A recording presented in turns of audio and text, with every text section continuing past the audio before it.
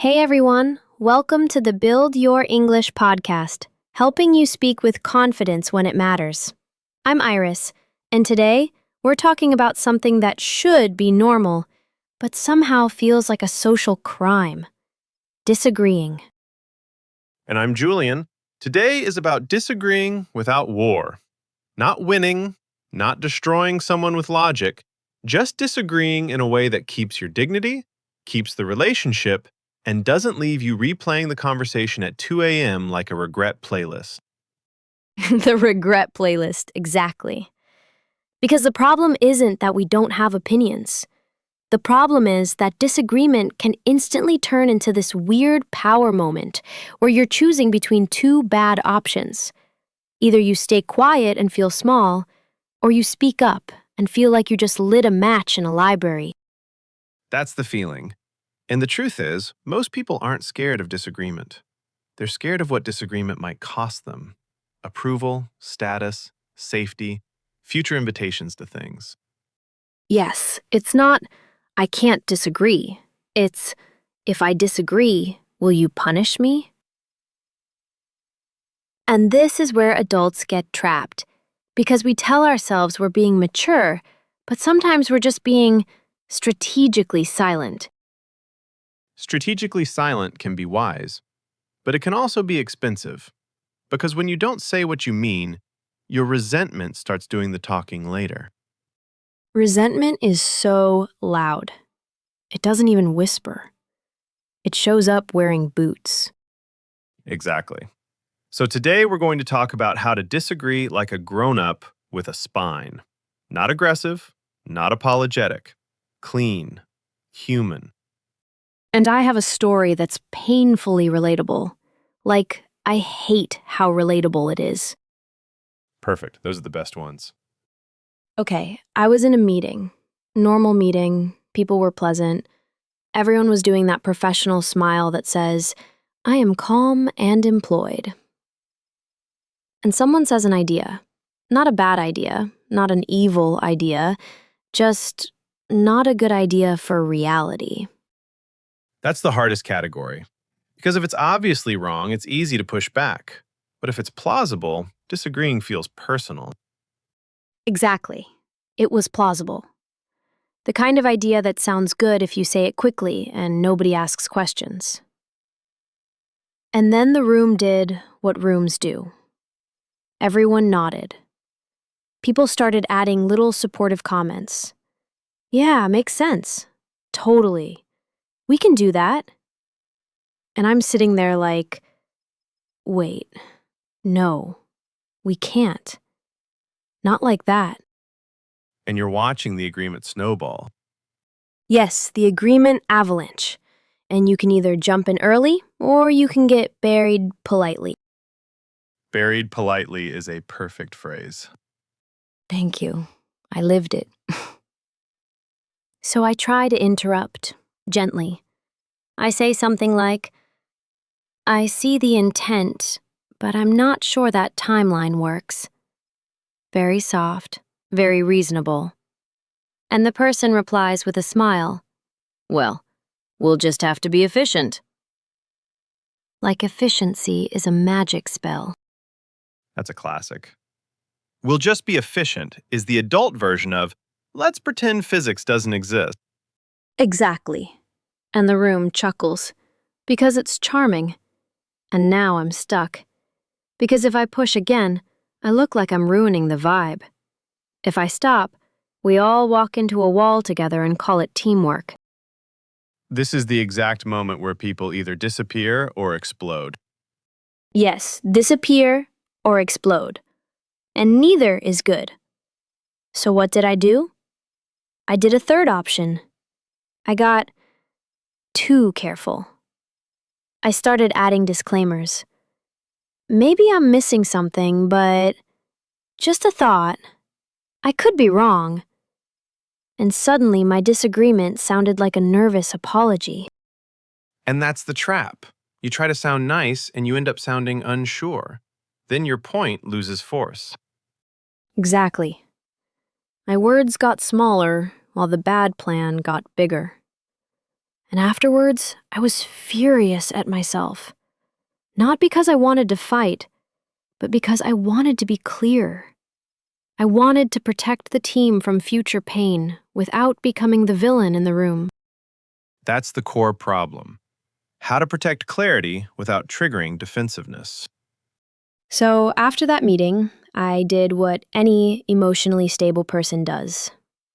I opened my notes app and wrote, "Why didn't I just say it?"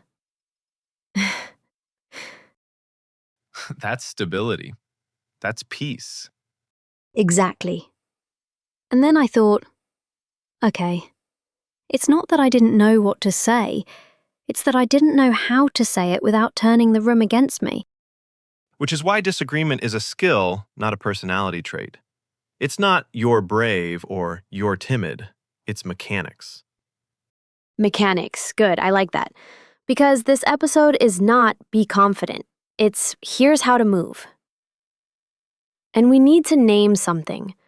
Most disagreement fails because it attacks identity, not ideas. Yes, the room hears you're wrong, but what people feel is you're incompetent, even if you didn't say that. Right, so the first move is to separate the person from the idea. And I know that sounds like a poster in a school hallway, but it's real. It is real, and it can be done in a way that doesn't feel fake. The language matters, but so does the sequence. Sequence? Yes, if you jump straight to the no, people tense up. If you start with a tiny bridge, one sentence that signals respect, then your disagreement lands as collaboration, not combat.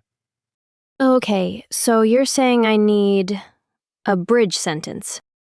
Exactly, a bridge sentence. And I like to think of disagreement as using a velvet no instead of a brick no.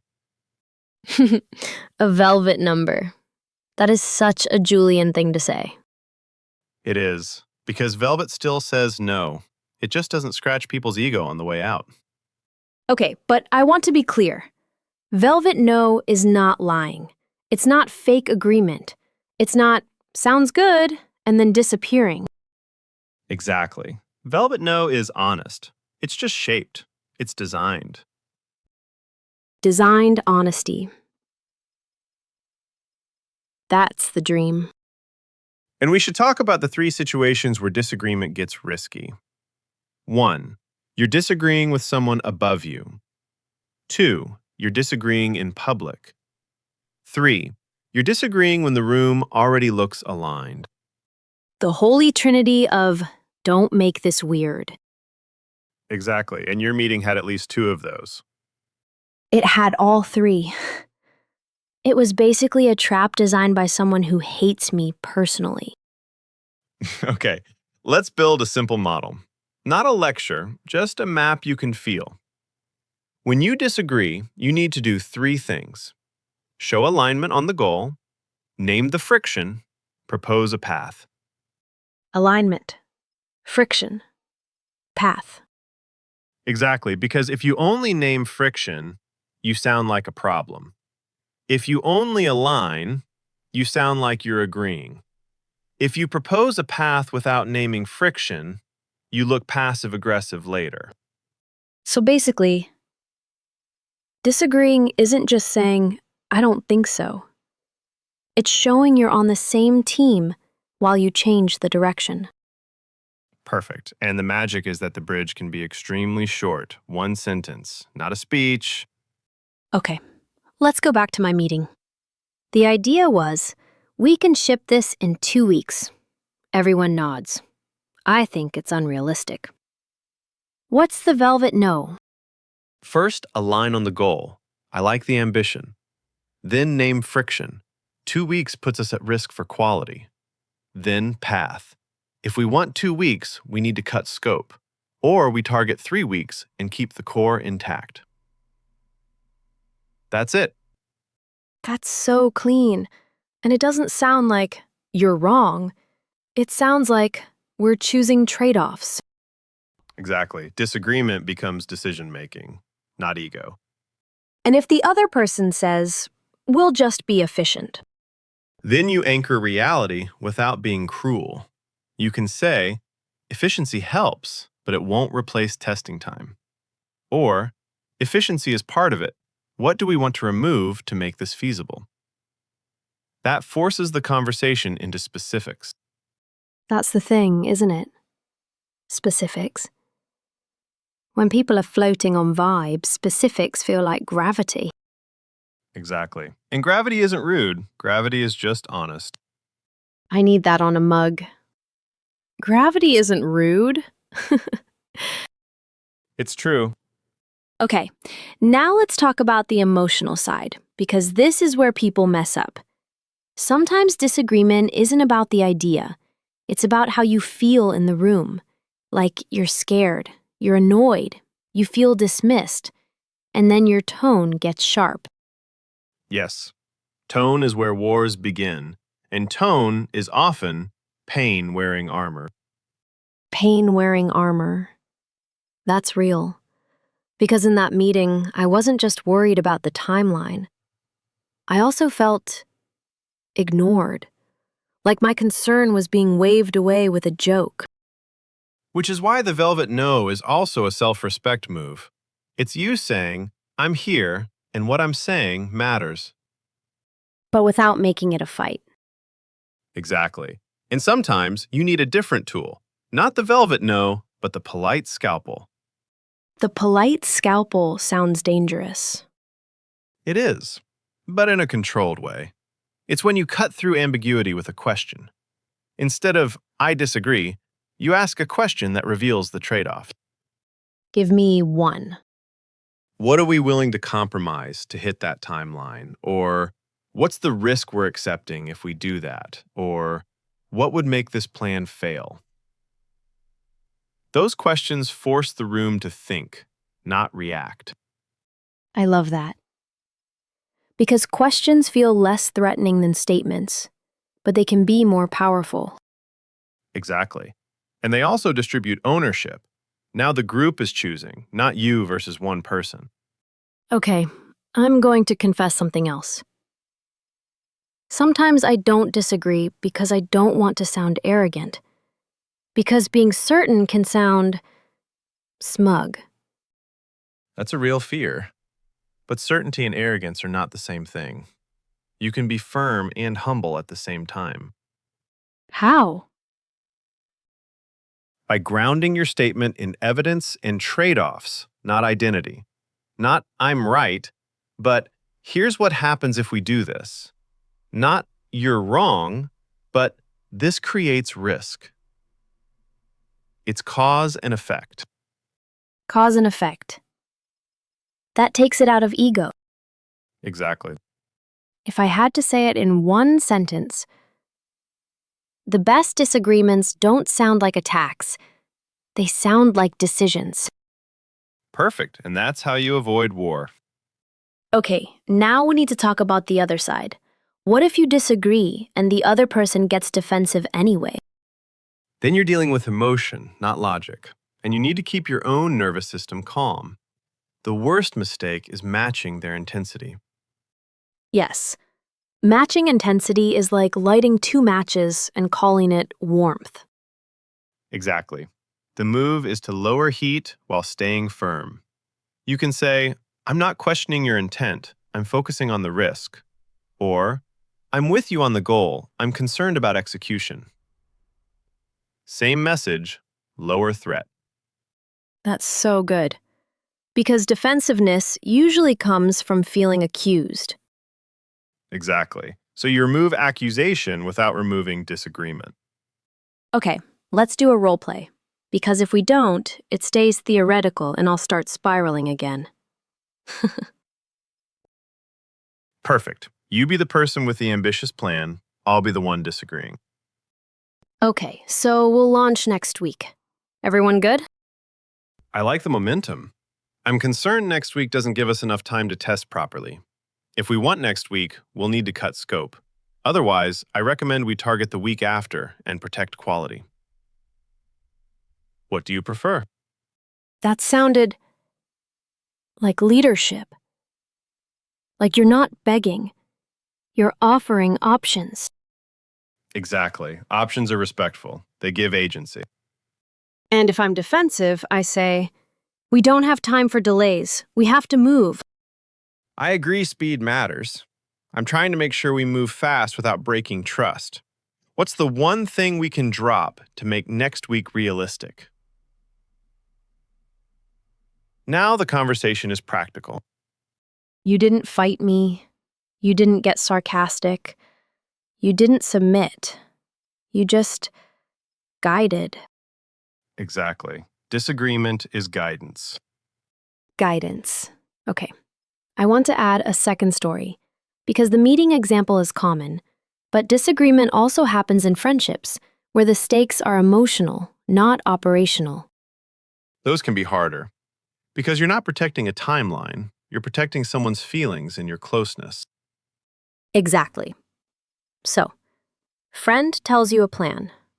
You think it's a bad idea. You want to be supportive, but you also don't want to be a cheerleader for disaster. Classic. A friend told me, I'm going to quit my job tomorrow. I'll figure it out. And my face did something. It betrayed me.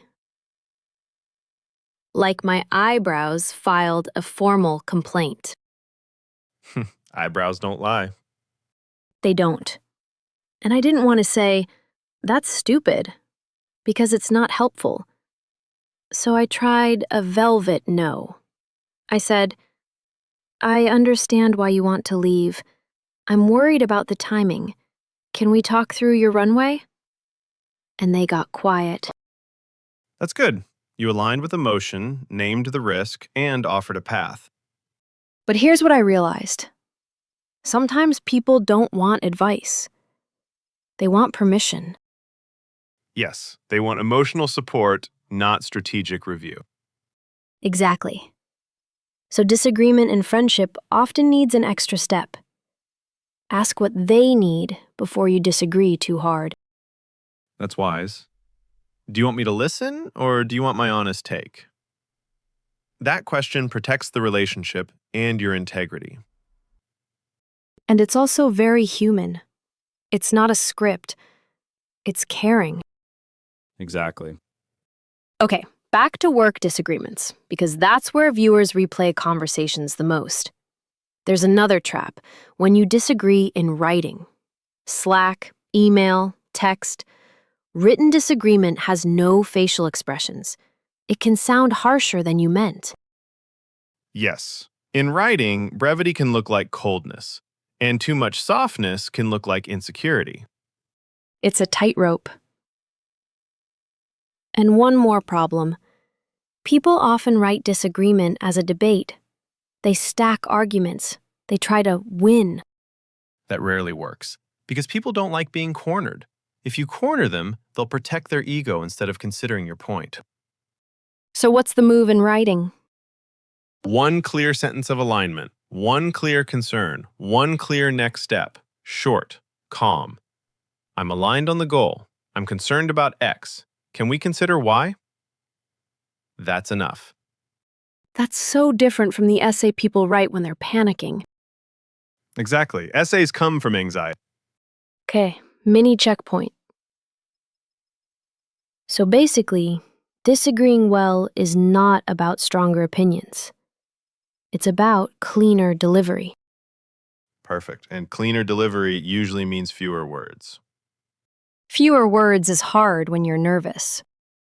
Yes, nervous people add padding, they add apologies, they add disclaimers, they create fog.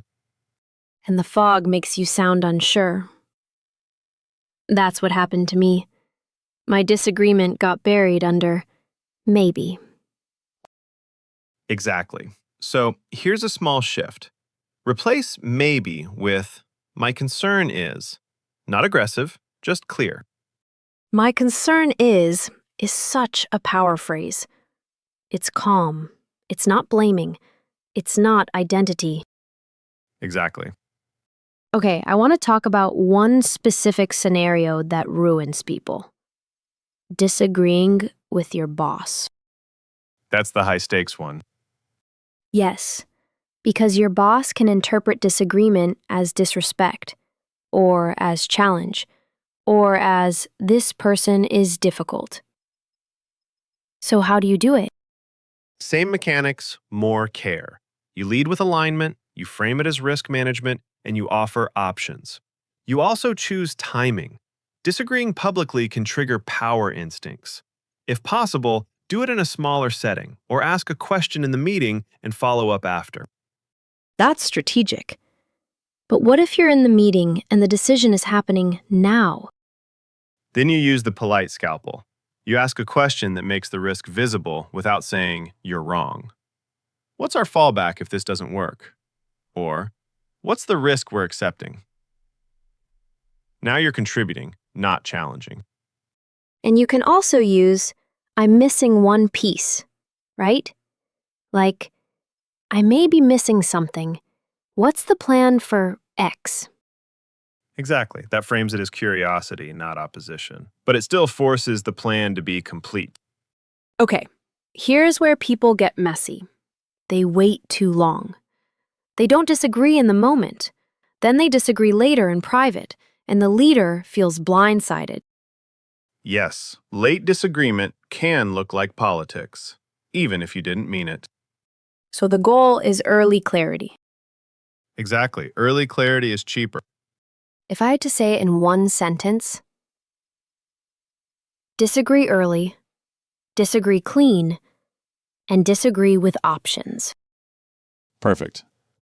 Okay, I want to bring back my meeting and repair it, because this is what I wish I did. The person says, we'll just be efficient. The room laughs. I freeze. What should I have said?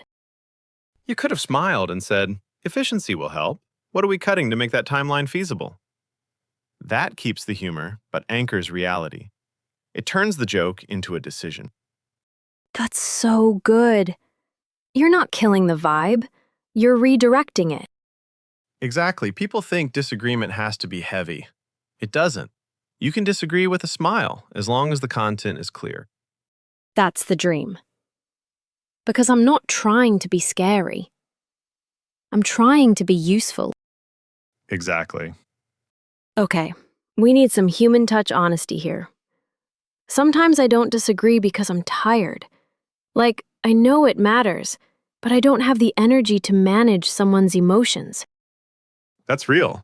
Disagreement is emotional labor. Exactly. And in that moment, your brain goes, let's just let it happen. And then you pay later. So, what's the low energy version of disagreement? The low energy version is the smallest intervention. One question, one sentence. Can we sanity check the timeline? Or, what's the risk here? That's enough to slow the avalanche. The agreement. Avalanche. Yes. One sentence can stop it. Exactly. You don't need a speech, you need a speed bump. A speed bump. That's the perfect metaphor. Disagreement as a speed bump. Not a wall, not a crash. Just slow down. Exactly. Okay, last roleplay. This one is subtle. Someone says something in a meeting that you strongly disagree with, but you can't call them out directly. You need diplomacy. Then you reframe. You don't attack, you pivot the frame. Another way to look at it is, or, what I'm hearing is X. If that's the case, we may want to consider Y. Reframe creates space. Reframe creates space. That's the thing. Disagreement needs space, or it turns into collision. Exactly. All right, let's land this. Because I want listeners to finish this episode feeling like they can walk into a room and be honest without turning into a villain. The final idea is simple. Disagreeing well is a form of respect. It respects the work. It respects the people. It respects reality. And it respects you. Because you don't shrink yourself to keep the room comfortable. Exactly. You keep warmth, but you keep your spine. Thanks for listening to the Build Your English podcast, helping you speak with confidence when it matters. Next time, we'll talk about something that happens after disagreement, when everyone smiles in the room, and then the real conversation happens somewhere else. The meeting after the meeting. See you next time.